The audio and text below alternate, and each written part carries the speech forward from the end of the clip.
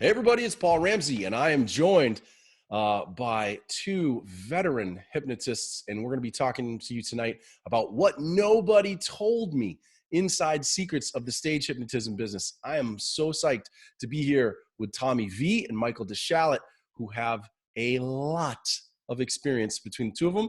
And, I'm no slouch myself. I've got a little bit of time under my belt.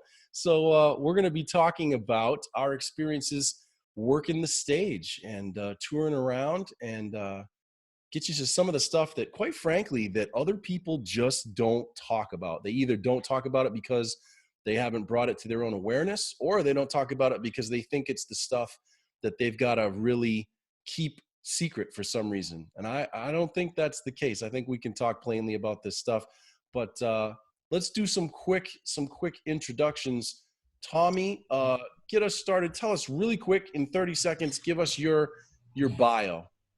30 seconds. Here we go. Hey, everybody. Thanks for joining in. I've been in hypnosis for over 25 years now. I do stage hypnosis and clinical hypnosis. I learned it from my dad, who's Jerry Valley, and I've done all sorts of shows throughout the years, high schools, corporate fairs, a couple of weddings, universities, high schools, all that stuff. A lot of experience. And the nice thing about sharing your time with us is that we take the bumps out of the road. We've been there. We've done it all. And that's me in probably less than 30 seconds. That was, Tommy. I'm impressed. That was a nice job. Well done. All right, Michael, your turn. Let us have it. Well, let's see. I've been a stage hypnotist for 16 years. I also do clinical hypnotherapy. I have a practice here in Tucson. When I'm in town, I will see clients one-on-one sessions. I also do some corporate programs as well with hypnosis and speaking. I actually started my journey, though, in hypnosis as a stage hypnotist. Started off as a magician first, and then got tired of carrying heavy tricks around and setting up 19-hour illusion shows and all that other happy stuff. So I found out hypnosis packs a lot smaller and is a lot lighter and easier to carry on a plane. So that's a little bit about me. And like Tommy said, we're here to share with you some things that we have learned over time that will hopefully make your life easier as a professional performing stage hypnotist. Yeah, cool. Thank you, Michael. So I'm Paul Ramsey. I suppose I should do this as well. I'm Paul Ramsey. I've been in practice since 2004. And like Michael, I got started in stage hypnotism. Today, I'm a board certified hypnotist. I'm a certified instructor of hypnotism. I tour nationally. I'm doing pretty well in the college market. I got into the college market right from the get-go. I also do some corporate stuff. I've done corporate stuff for Pepsi and Bud Light. And when I'm not traveling, like Michael said, when I'm not traveling, I see clients here in New Hampshire. I live in New Hampshire, and I see clients here, and I train from here in New Hampshire as well. So we're glad to have you all here. We appreciate you taking the time to join us. And our goal, really, truly, I can't stress it enough, our goal is to make sure that we do not throw a bunch of fluff at you tonight. We want to hit you with the deeper knowledge that a lot of people either just don't have, or that they're not willing to part with without trying to get you to give up your credit card number. We want to show you that you're in good hands, and we want to get you to think about some of the things that we wish somebody had gotten us to think about when we got into this business. This has been a great business for me. I know it has for Tommy and Michael as well. Amazing. It's the best thing I ever did. And so we're gonna talk about that and talk about some of this deeper stuff. So let's start. We got 3 parts in mind. Part 1, the theme is getting started. Part 2, the theme is building a business. And part 3, we're going to focus in particular on being an entertainer. So we're looking to hit those 3 themes for you tonight, and then we're going to wrap up with you and talk about another opportunity that we have for you. But first, let's get into the nitty-gritty. Getting started. Now, let's lay it bare, guys. Let's be honest. Like, what is the stuff that you just wish? And I'm going to unmute both of you now and leave you unmuted, Tommy and Michael. What's the stuff you just wish someone had told you when you were getting started? Pick me. Go, Michael. Do it. The biggest thing is, and unfortunately, I was very lucky to have found an ad in a Magic magazine to take a real stage hypnosis training class. And that was with Jerry Valley, Tommy V, and a host of other instructors. Orman McGill was still teaching at that time as well, too. So it was great to know that I was trained properly. The main thing that I hear nowadays out there on the streets is that, when I ask hypnotists, when I run into them, so where'd you get your training? I learned in a book, or I watched a video, and I went to a 3-hour workshop. And, the biggest thing is get trained properly. If you're not going to get trained properly from the get-go, that's your foundation. And if you have a weak foundation, the house is going to crumble eventually. You're going to be missing something that's going to cause you to have more obstacles and hurdles along the way. So proper training is critical. And, there are a few great training organizations out there, but make sure you choose wisely. Right. We're getting some weird feedback. We are getting some weird feedback. Let me search for where that's coming from. Somebody's. Looks like it's that 365 number right there. Yeah, all right. So we're going to mute you on that, and we'll take care of that for now. We'll come back to you if you have a question. All right. And there, we should be okay now, guys. All right. So Tommy, what about you? Wow. You do learn a lot of things when you first start out. I had a lot of those bumps removed because of my dad. Right. And he's the one that really learned, by the ropes. So he took a lot of bumps out of the road. A couple of things that I learned that, learn to do is to get there early, get to the venue early. Some people think you just show up maybe 10 minutes before the show. That's not a good idea for a lot of reasons. You need to do a sound check. These are some things you might not realize at first. You can also do a show with zero sound. And some people don't know that. And that has happened to me at a show where they thought I was bringing the sound and I thought they had the sound. And there was no sound there, no sound system. So I had to do the show without it, and with a little boombox for my music, but no microphone for voice. So there's a few things. The other thing is to believe that you can do this.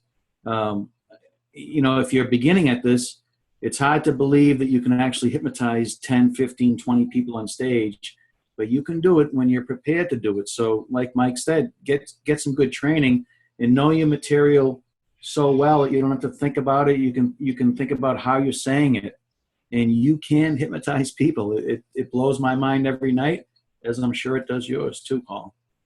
It's amazing. Yeah.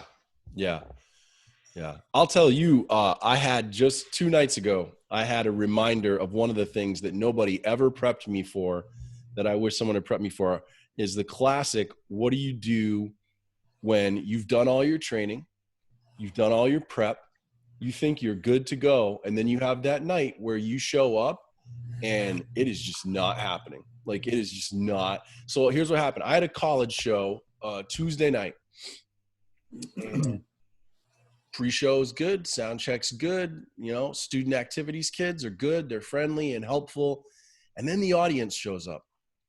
And the audience, nobody made them come. No one put a gun to their head and said, you have to go to this show. But when they got there, they acted as if they just didn't really want to be there.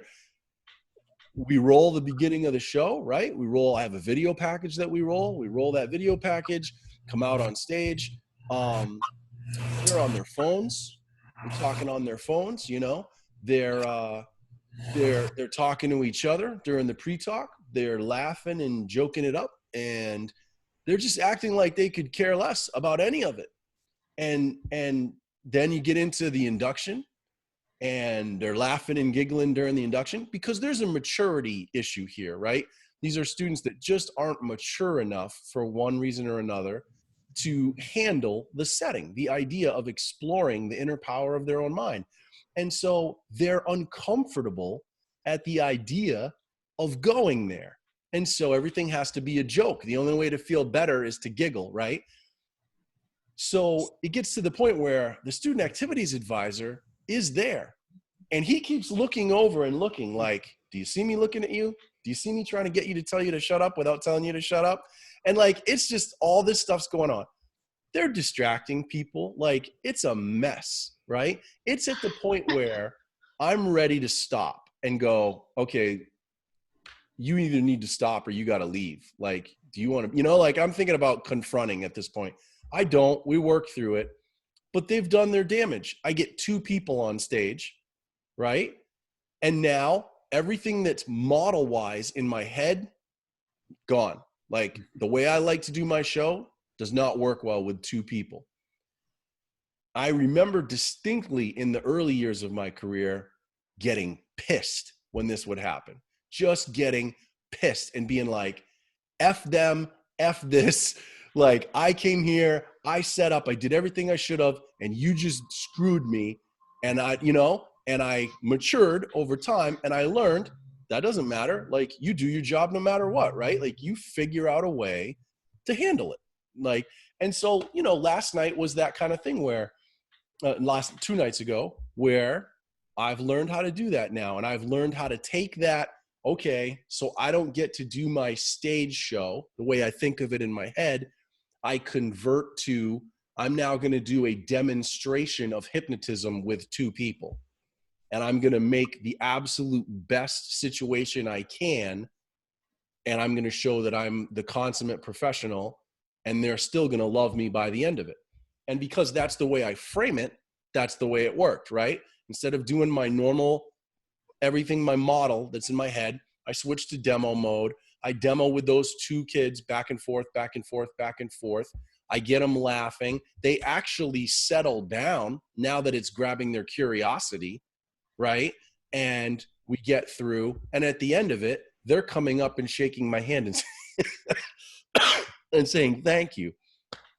Like, I wish someone had prepped me for that somehow on the front end, because it did take me, and it doesn't happen a lot, right? So it took me having that happen 3 or 4 times over the course of 3 or 4 years before I finally found my legs in that situation. I think for me, that's the kind of stuff that I think about now when I train people, how I want to get them ready so that they're not sort of bamboozled by it. Does that make sense?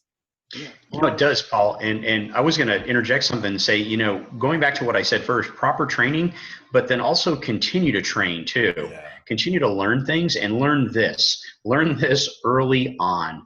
Be flexible. Yeah. Be flexible, because and you mentioned something that I think we all feel too is, and I think as entertainers, we're all control freaks to some degree, is we know our show, we want it to work out the way we want it to work out, because that's how we have that model in our head. And then there are those times where the show just doesn't work out that way, and you go to plan B, and you have to have that plan B in your back pocket. But most importantly, you have to be flexible enough to be willing to use that plan B to pull it off when you're in a situation like what you just encountered. Right. Hey, I've got somebody here that is, I don't know if they did it on purpose, so we're going to check, but they've raised their hand. And so I'm in case it's germane to what we're talking about, I'm going to unmute them right now. This is our 133 participant. You're unmuted. Did you have a question? No, I didn't. I accidentally hit 19.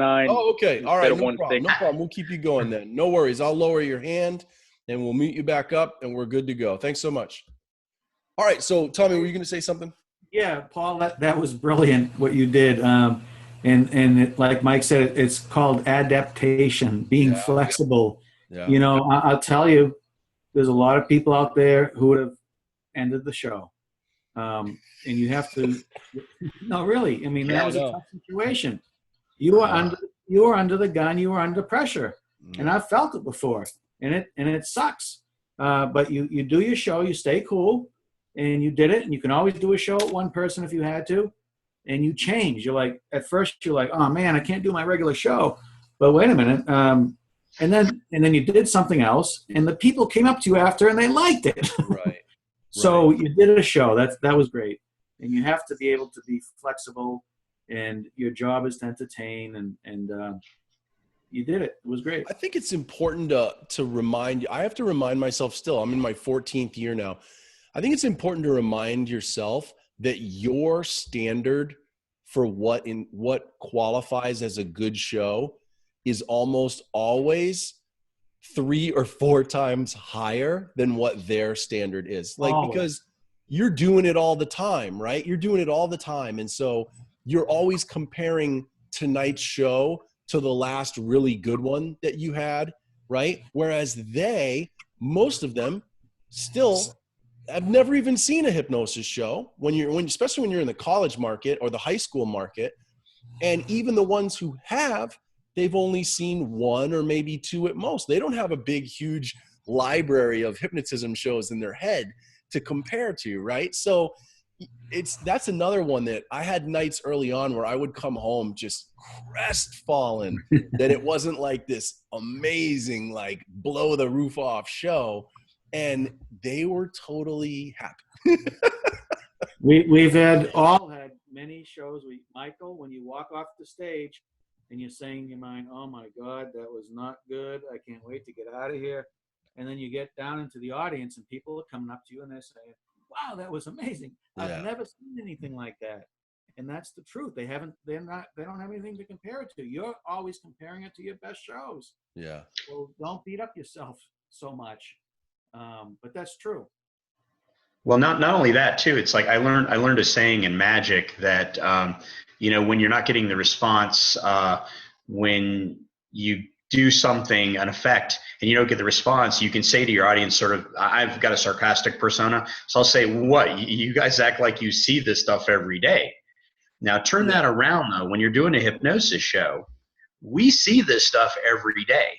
We're comparing, like Tommy said, every show to our best show. Yeah. Whereas audiences don't see this stuff every day.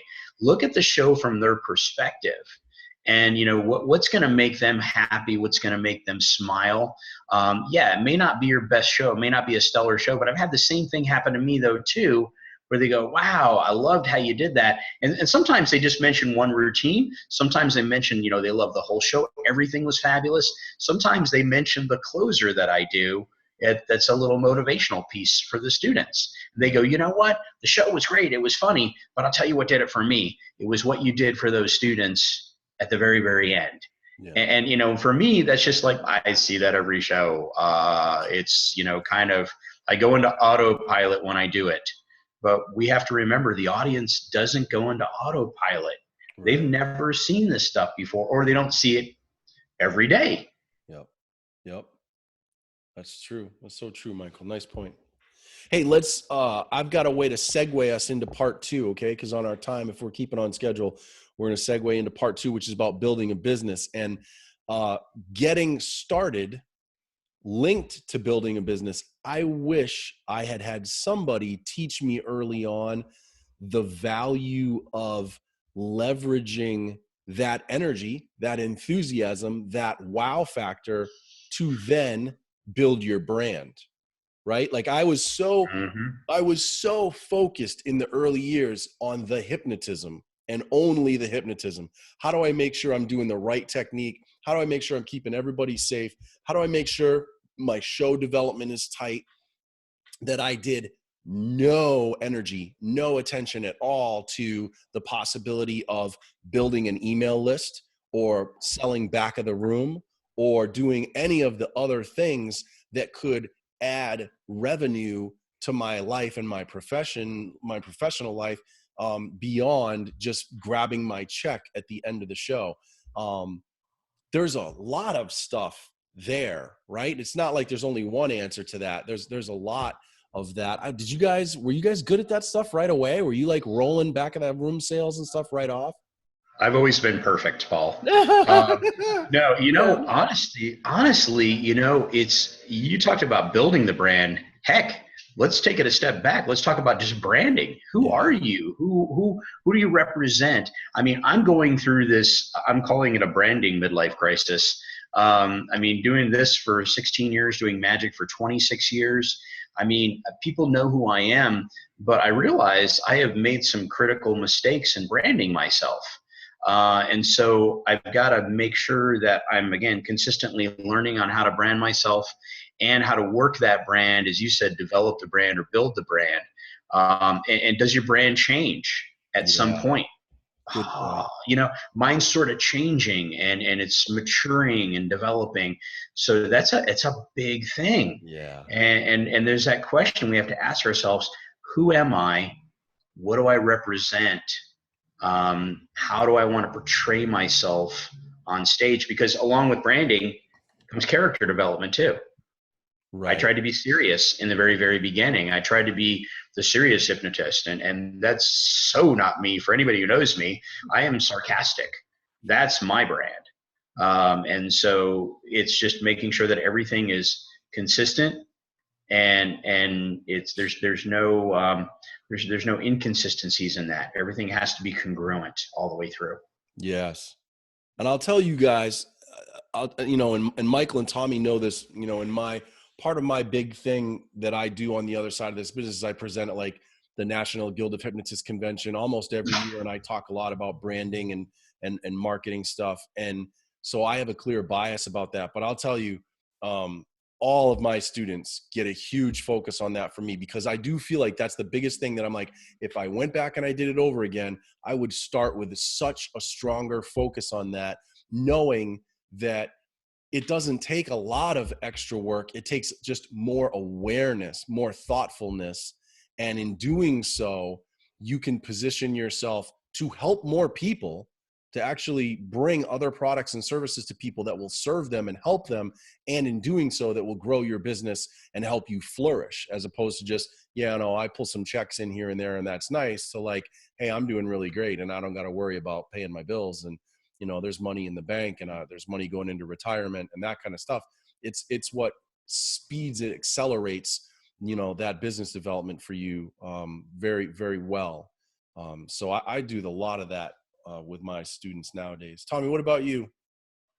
Well, building your business, getting into the first thing is you want to do some shows.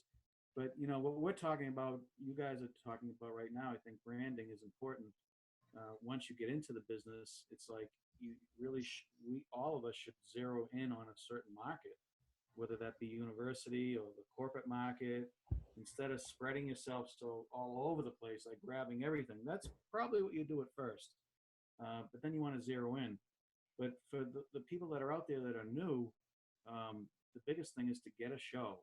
You have to do a show. You can practice, you can memorize, talk in the mirror all you want, but you have to get your first show. And, you have to hustle to do that. I guess an easy way to do it is to do a free show. Do free shows, or Yeah. offer it to an organization. You need to do a show somehow. And I think doing a free one is a good opportunity to get going. Somehow you have to do a show to get going. You can practice all you want, but until you get out there and get on stage, you're not doing it.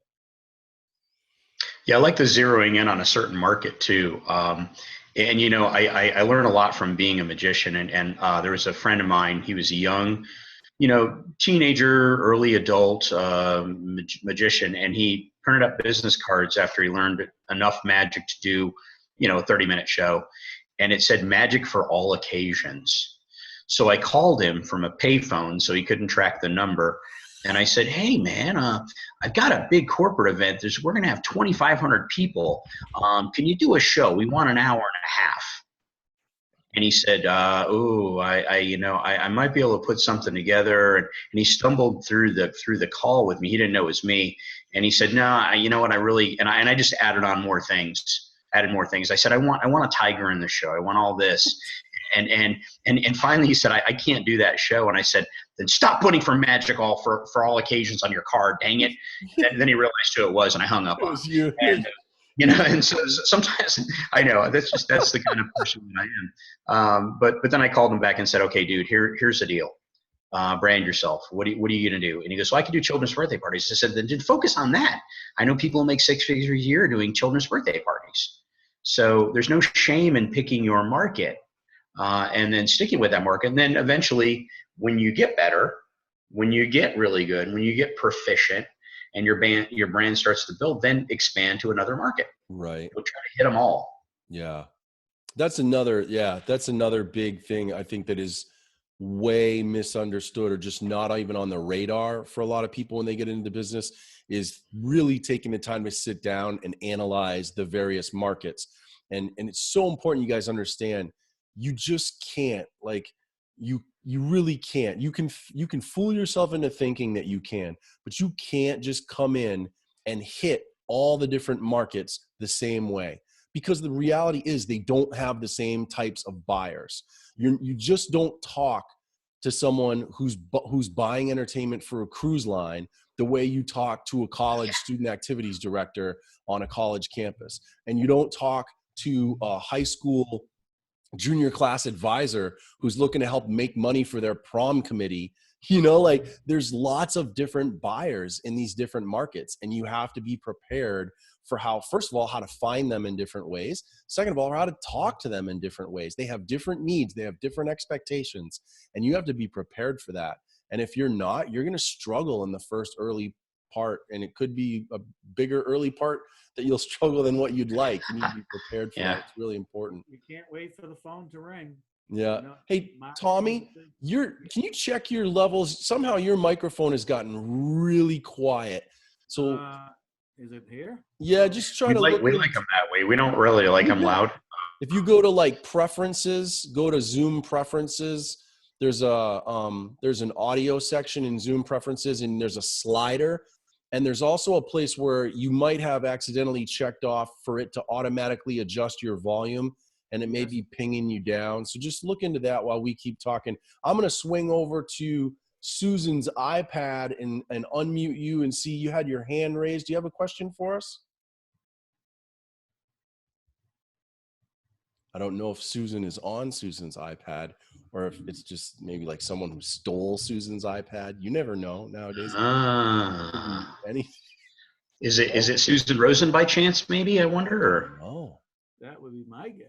All right, well, Susan Rosen, if you're here, raise your hand. We'd love to hear from you. I'm going to mute you. Susan's one of our speakers as well, too, Paul. So, is my mic any better?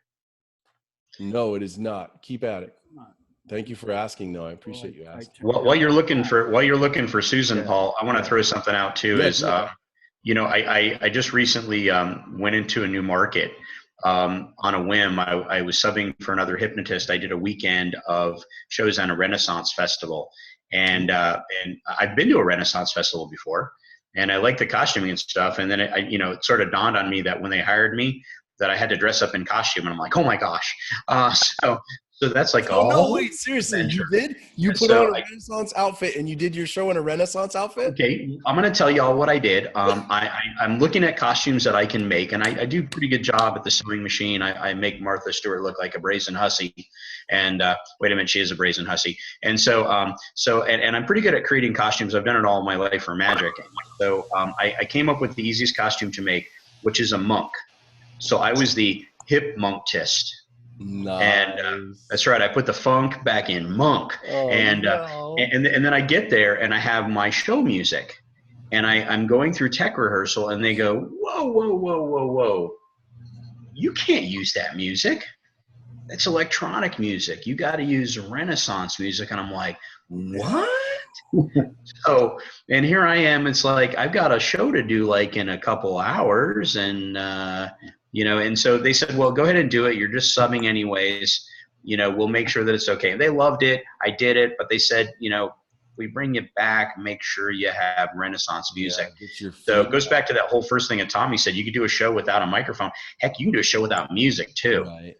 You just have to work a little harder at it. So, and I'm doing another Ren Fair coming up in November. So I have reworked the show and I have reworked the music. But wow. What a sharp learning curve! Yeah.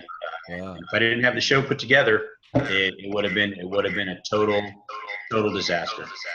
Hey Tommy, what about you? So let's try your. Oh, no, we're getting a little loop. Oh, now Susan's got hands up again. Maybe we'll try her again real quick, and then we're gonna go to Tommy. Okay. Susan's got two channels on, so I'm gonna unmute and unmute. Susan, you there? Can you hear me now? There you are. Hey. Yeah, I got off the other because I couldn't open up the mic. My hand was raised just to ask Tommy to speak up. Okay, yeah, he's working on that microphone. Okay. Is this Susan Rosen speaking? Yes, it is. Hey, Susan Rosen, how are you? I'm doing great. Did you really think I'd miss you? You're echoing now. This is awesome. Yeah, she's got two devices, so the second device is picking up the first device. I said, did you really think I'd miss you guys? No, but we would miss you if you weren't here. Oh, thank you. All right. Tommy, we'll bring it back to you, Tommy. Tell us about building a business. What do you wish that someone had told you about building a business that you had to learn the hard way? Whoa. Can you hear me better now at all? Yes, you're wonderful. Okay. Yeah. Good job. All right, I'm back. Well, I wish somebody had told me that you had to work at marketing, period. I got lucky at first. I had a few shows that filtered down from my dad.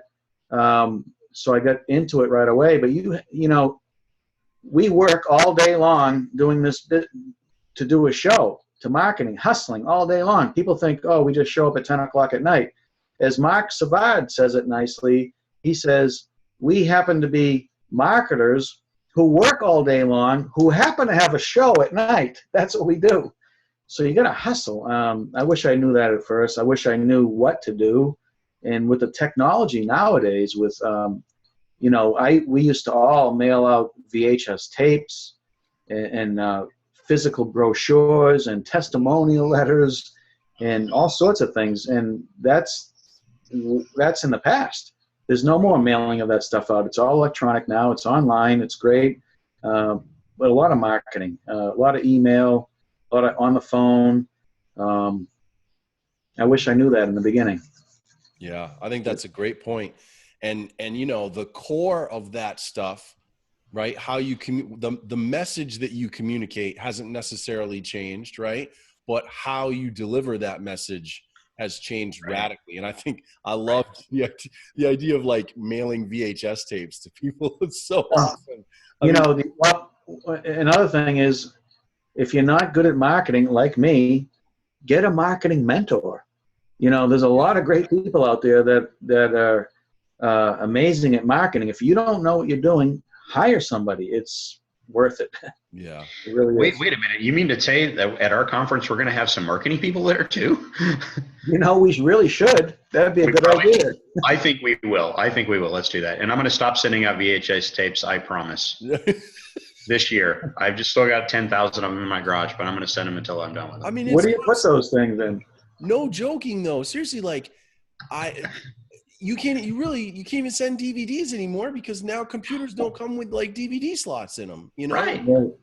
You need to have a digital presence. You need to have, like you go, well, I could send a thumb drive. Yeah, you could send a thumb drive with a video on it, but really you need to have a way for people to access you digitally, super lightning fast.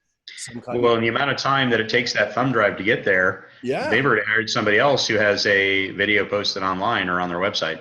Here's a stat. This is just a small, tiny example of how things are changing. But today I saw a stat that said 80% of millennial parents. All right, so millennials are, they're the generation after Generation X. There's now another generation in colleges that they haven't nicknamed yet. So for now, they're calling them like Generation Z for now, because that's the millennials were Y.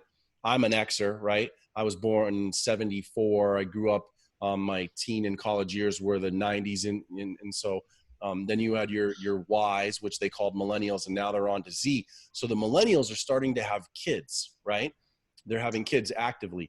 And the stat I saw today blew me away. Said 80% of millennials, their number one parenting resource is YouTube. Wow.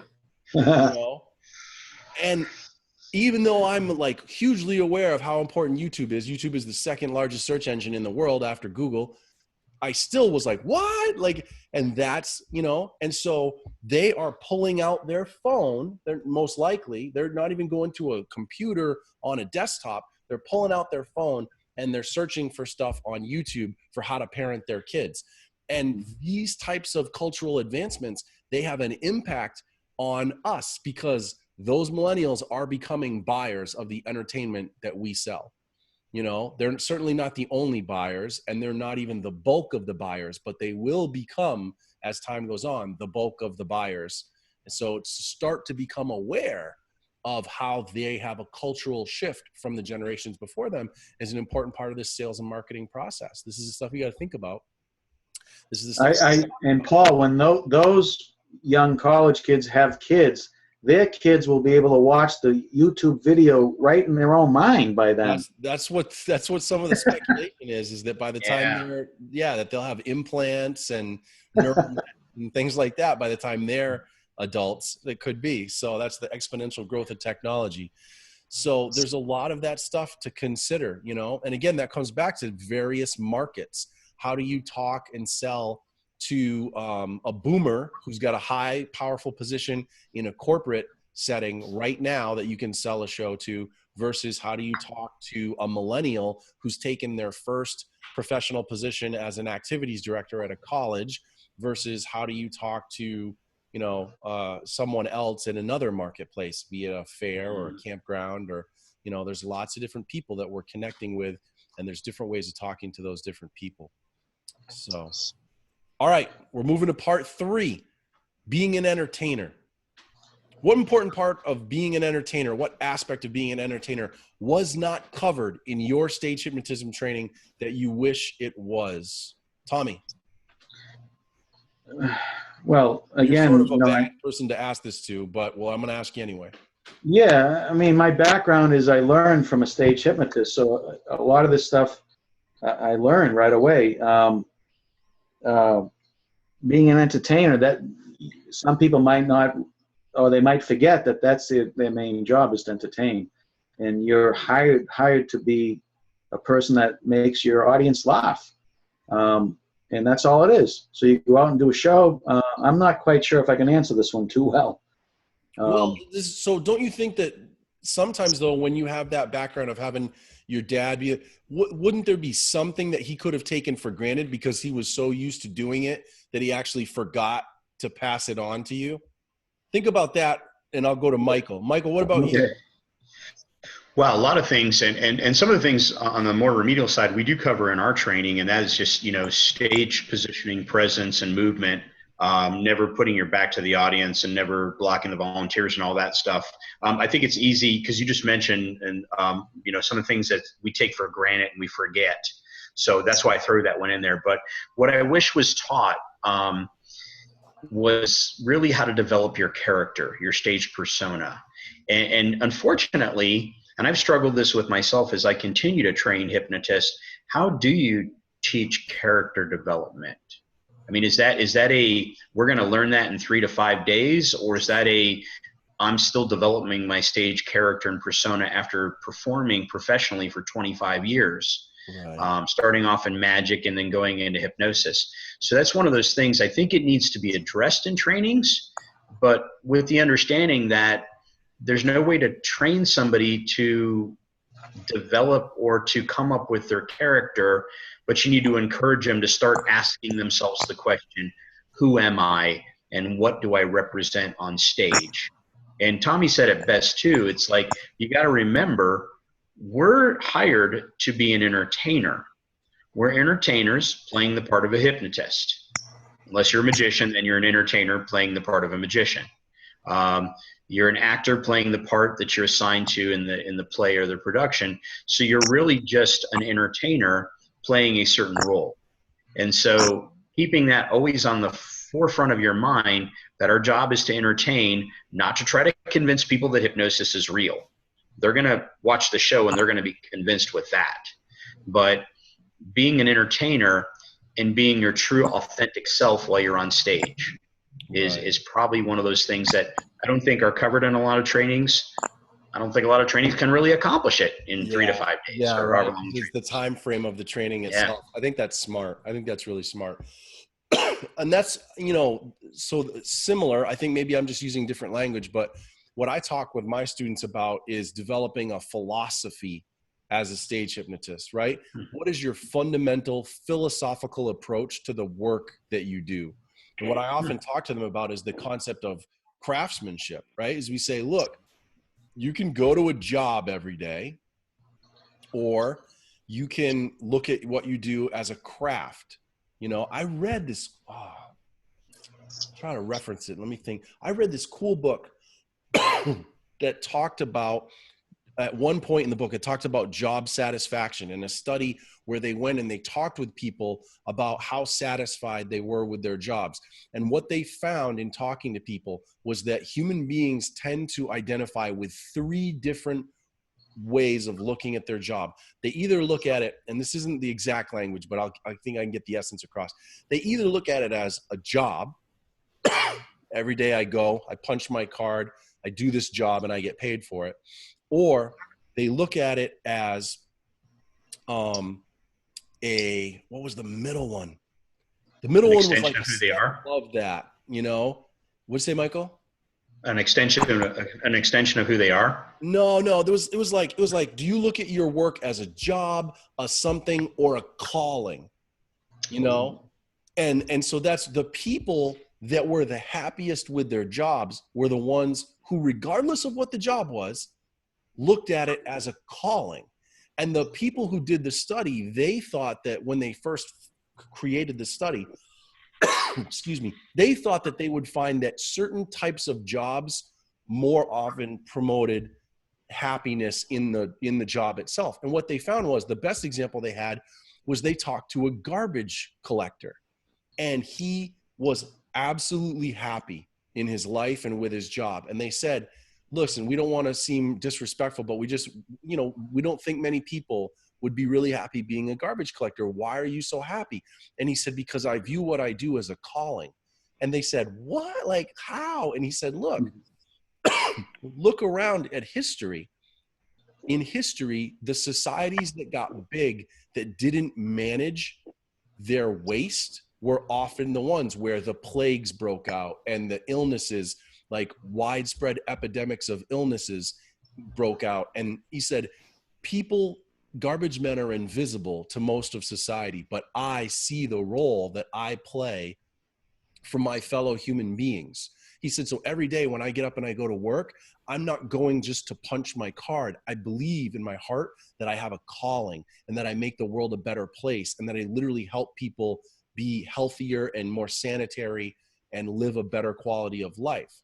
And so that's a pretty extreme example, but I think that extends to every job, right? And so if you can look at your job as a hypnotist, not as just a job, this is what I do to pay the bills, or this is what I do to feed my ego, but as I have a calling, I think it changes your whole philosophy of how you approach your work, because then you care about your craft and you want to get in there and really, really do it well. Comes down to having fun, doesn't it, Paul? Yeah, fun with a sense of purpose, I think, I think this is Jerry Valley. Can you hear me? Hey, there's Jerry. Yeah, Jerry, we can hear you. What's going on? Can anybody hear me? Jerry, nope, we can hear you. You can hear me. That's good. Give me a question so I can answer it. Well, Jerry, we were just talking about like what's the most important part of being an entertainer? What do you think the most important aspect of being an entertainer is? Your job is to entertain, to get an audience of 200, 300, 400, 500 people laugh their heads off, because we're doing comedy. Your job is to make them laugh like they've never laughed before, so that when they leave there, they say to their friends, you got to see this guy. You got to see this show. That's our goal. There you go. That's it. You just heard from one of the masters. Very cool. Remember now, when you're on stage as a hypnotist, you're a producer, you're a director, you're a comedian, you're everything, all rolled up in one. So and true. You have to project to that audience, get them to move. Imagine when you get 500 people laughing their heads off, going outrageously funny things that you're doing on stage, and you've got them in the palm of your hand, and they want to come back to see you again and again and again. There you go. That's all you got to do. There you go. Very nice. Thank you, Jerry. No problem. Mike, you still there? Yeah, we're still here. here. We're at You the learning last anything? part of our section. Well, I think Jerry hit on it right there, because it's not just entertaining. We are the producer, we are the director, we are in some cases, our own stage crew. We are the stage manager, though, while we're on stage. Not to mention, even before the show starts, we're the event planner, even though, they have somebody from the corporate agency who hired us to do the corporate holiday party. They don't know anything about hypnosis. They don't know, can we take a break halfway through the show to give out awards? So you got to be the party planner too, the event coordinator. You've got to be as Jerry said, the director, the producer, the stage manager. You're doing a lot of different things. And that's, I think, that's kind of all falls in the job description of being a stage hypnotist. You're all those things. A lot of hats Good there, point. Mike. And when you first get to the stage, your job is to check the safety of that stage to make sure nobody steps through a hole or can fall off the stage. So you never put the chairs near the end of the stage. Always have at least 2 feet in. So the safety is number one concern.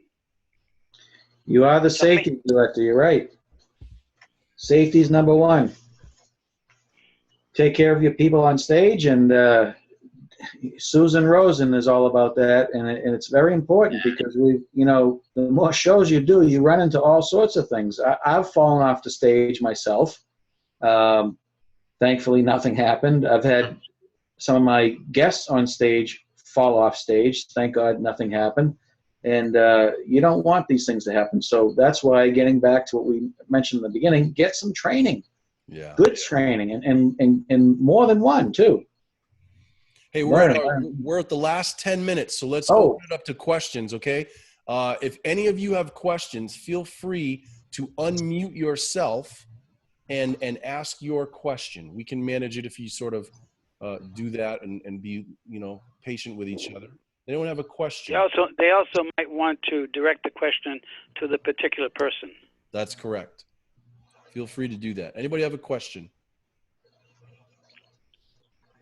Thank you for the heads up on the safety. If anyone ever needs help, just call me. Ian, you are? Susan Rosen. Hey! We knew that, but the Susan listeners might Rosen. not know. Susan, you and I Hi, wrote Jerry. the book together, I know, exactly. Cherry Valley. I know, Jerry. I got your name right in the book. Thank you. Same here. So No no calls? questions. Don't seem to have any other questions. No. Okay, I'll throw a question out. To you. How do you get going as a stage hypnotist? How do you get booked? How do you make some money? Tell me. Who wants to answer that question? Nobody. Cold calls. What? A lot of cold calls and worn shoes. Yeah, Cold calls and worn shoes. Yeah, right. Cold calls are good. Not a lot of doors. You know what works for us a lot is doing lecture demos. And you do this for these nonprofit organizations like the Exchange Club and so forth and so on. They're always looking for speakers. So you probably will get 2 things when you do a talk for them. One is you might get clients if you have a local clinical hypnosis clinic, or 2, you might get shows out of it too. We've done both, right, Tommy? Yes. Yeah, if you're not a clinical hypnotist, go out and do these lectures for free and pitch your show as a fundraiser. All these organizations want to make money, and you have a unique opportunity here we can make money with a hypnosis show, really. So yes, go out and do lecture demos to drum up some shows, for sure. I did a fundraiser last year for the Elks in Lawrence, Massachusetts, and they cleared in that one night $6,000. So guess who they're having back again this year? Me.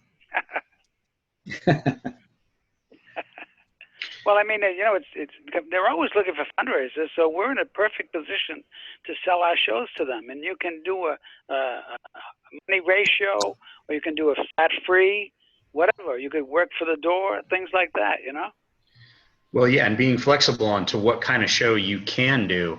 Like you said, are you going to do it for a flat fee? Are you going to do it for a door split? Are you going to do it as a fundraiser? Being flexible on the type of structure of the show is really good. But, you know, the lecture demos, that, you know, the big part of it is educating people on what stage hypnosis is, or if you're a clinical hypnotherapist, what clinical hypnosis is used for. And so it's education. That's part of our jobs. And, you know, I like to, when I market and when I spend my very valuable time away from my family and away from, you know, my office, or I'm marketing online, when I'm spending time speaking to a group, I want to make sure that it's a captive audience. And, you know, like Tommy said, and Jerry also said, that, you know, lecture demos, they are a captive audience. They're always looking for speakers. They're willing to listen to you. Now's your opportunity to present what stage hypnosis is, how it can be used for entertainment or as a fundraiser or what have you. And, you know, a lot of people have in their mind what they think it is. Oh, you're going to make me cluck like a chicken. You're going to embarrass the audience. Well, we know that's not what our intent and purpose is. So educating the public on what we do.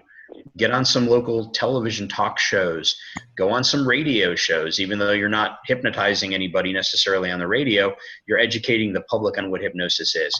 That's one way to really get your name out there and get some shows going for you too. Hey, you know, talk about a radio show. One time I hypnotized on the radio, in the studio, the radio station, the head cheerleader for the Patriots. And she got so involved with it, and I made her forget her last name, and she started crying. On the air, she started crying. So I got her to stop crying. And then, you know, she calmed down and so forth. I gave her a name back. She was happy about that. But those are great things that you could do. I mean, you know, get on the radio, get on TV, whatever. Lecture demos work for Tommy and myself because there are two things we get out of a lecture demo. One, we probably will get a show, and two, we get clients for our office if it's a local thing, okay? Like if I'm doing a lecture demo in New York, what I'll promote is any hypnotist, any clinical hypnotist that's in New York, since they can't come to my office in Boston. I mean, they could, but they won't. So what we do is we promote whatever city we're in. Say we're in Buffalo, New York. We'll say, look, there's you know, Joe Smith right down the road. He's a great hypnotist. He will help you improve your life. And we do that all the time. Cool. Okay? Cool. Yeah. Thank you, Jerry. Hey, we're running out of time, so we want to finish up by telling you what really all of this is in the greater service of is helping people understand that we have a fantastic opportunity for you to learn these deeper secrets of the stage hypnotism business. If you want to learn more, we want you to go visit www.stagehypnosisconference.com. You can see it right here. If you're on the video, you can see stagehypnosisconference.com. That's for our conference that we're all going to be sharing in together in January of 2018. We're going to pull together some fantastic speakers. It's all there, the list of speakers, the topics they're talking about. And the big thing is, if you're looking for an opportunity to take your stage hypnotism business to the next level, to bring in more revenue, to do more work, to touch more people's lives, go now and sign up. There's an early bird discount, $497, gets you full access to the conference. All of the details are there. There's a registration button. Get in there now, hit that registration button, do it right now. All right, make sure you get in because it's not going to last much longer. All right, it's been going for a little while, and we're ready to clean that up and close that off. And Tommy, what's the price? It's going to go up, right? It's going to go up considerably. So, yeah, it's going to go up so much. Get on the phone right now. No, this is our second conference. The interest is off the hook. Go to the website, stagehypnosisconference.com. And we just have an amazing lineup of people that you will hear from all of them. We all sit in one room. We rotate the speakers. You will not miss anything. Just to be with one of those presenters for 2 or 3 hours is worth the entire fee. It really is. Yeah. And right now, the regular price is $697 for the weekend. and that includes some meals also. But right now, for a limited time, you can register for $497. And five of the speakers that we have at this conference are on this call right now. Myself, Tommy V, Paul Ramsey, Susan Rosen, the incomparable Jerry Valley is going to be our host, MC, and keynote presenter. In his keynote, he's going to talk about his life as a stage hypnotist. You're going to get 45 plus years of experience in his keynote presentation. We also have Jason Lynn. 48. Yeah. 48. 48. Sorry. I didn't 48 realize. years. I didn't realize you were that old. So 48 years. Okay, 48 years old. Okay, yes, you are. But you still look sexy as ever, though. We've got Jason Lynette. We've got Dan Candell. We've got Anthony Gailey. Catherine Hickland. Oh, my gosh. We've got, who am I missing? Alan Sands. Candell. Who?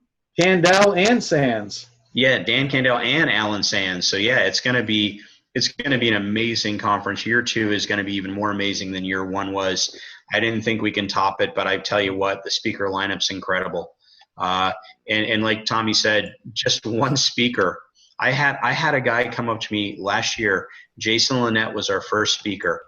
And after Jason finished his hour-and-a-half presentation, this guy came up to me and he goes, if I got a phone call from my wife and she said I had to come home right now and leave the conference, I will have gotten my money's worth.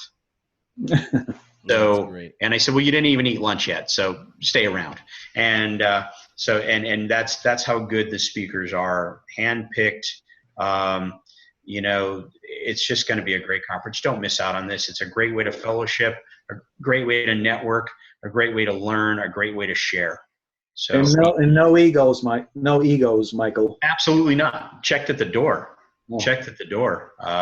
Hey, Mike, yes, sir. If you take all the speakers and add up their years of experience, we got almost 200 years of stage experience to share with these people. And half of that is yours. 3/4 is mine. Three quarters. Okay, 3/4 of that is yours. Yeah. Okay. Yeah, that's true. It is over 200 years of experience. What are the dates, Michael? And where is this at? The dates.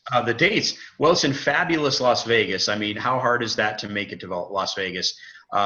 It's January 26th through the 28th, Friday, Saturday, Sunday. It's going to be hosted at the wonderful Orleans Hotel and Casino.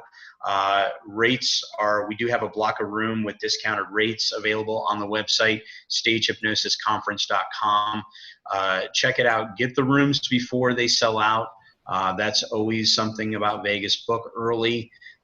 Book early too for the conference, so that way you save a few $100s in registration. But I want to thank Paul though for hosting this webinar with us. I'm so excited to hear Paul speak too at the conference. I know it's going to be amazing. I just can't wait. Hey, Mike, let me throw this in as a climax to the event. To all the people out there that are listening that want to take this tremendous seminar, it will be an experience that you will never forget. This is true. Thank you. All right. Yeah, I just want to add 2 things real quick. This is really not published too much. And in addition to this conference, if there are any listeners out there who have not even taken a stage hypnosis training, you have an opportunity. This is a limited amount. It's not advertised. It will be 6 or less people who want to learn stage hypnosis. We will do that prior to this conference in Las Vegas for 3 days. You can spend 3 days with Jerry Valley, Michael, and myself to learn stage hypnosis. Other than that, register now for $497 because that's not going to be there for too much longer. And I hope to see you all soon. Thank you, Paul. This was awesome. You're welcome. Yeah, thanks, Paul. Thanks so much. Thanks to everybody who's listening. I appreciate that. Thanks everybody for checking it out. Again, head on over. All right. Check out the site. You can get all the details at the site. It's all there. Make sure you head over to stagehypnosisconference.com and get all that info and sign up. Come hang out with us in Las Vegas. We look forward to it. Thanks so much, everybody. Have a great night.